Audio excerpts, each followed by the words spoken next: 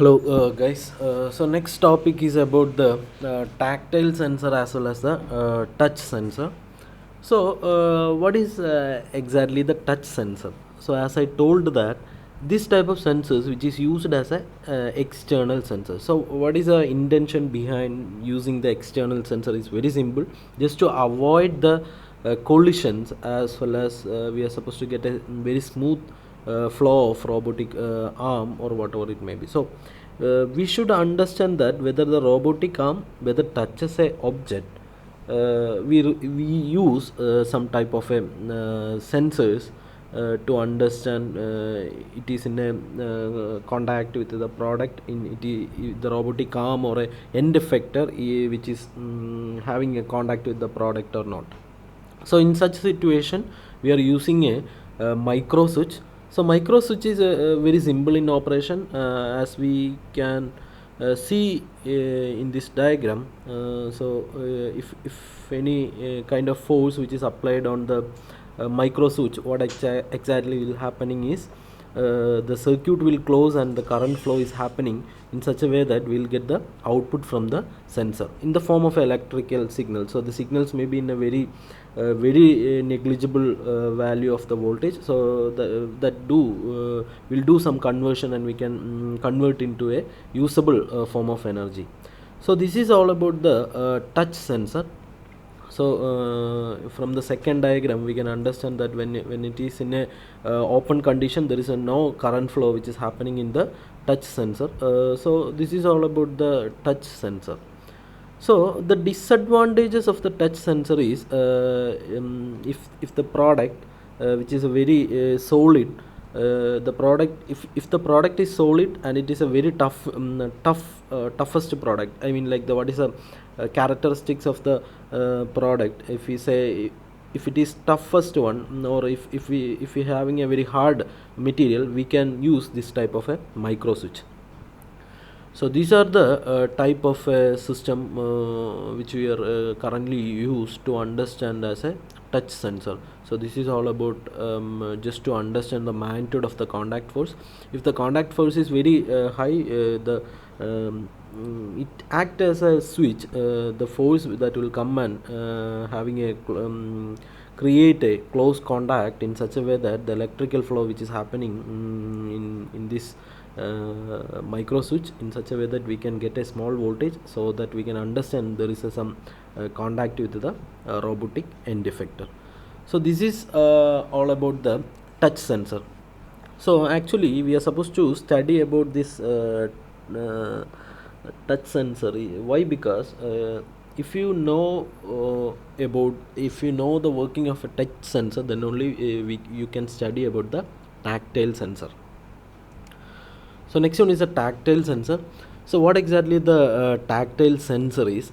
Tactile sensor is it helps to understand the various pressure distribution. So just imagine that you are picking a egg from one point and placing it over into the other table. So just imagine that the egg is the outer membrane or outer shell of a egg is very soft in nature, right? It is having a hardness, but still if you are applying the more force, the egg will break. So how you will pick the egg and place it from one point to the another point? So in such situation you require a tactile sensor instead of a touch sensor. So that is a basic, that is a very important. You should understand that touch sensor is different, tactile sensor is different.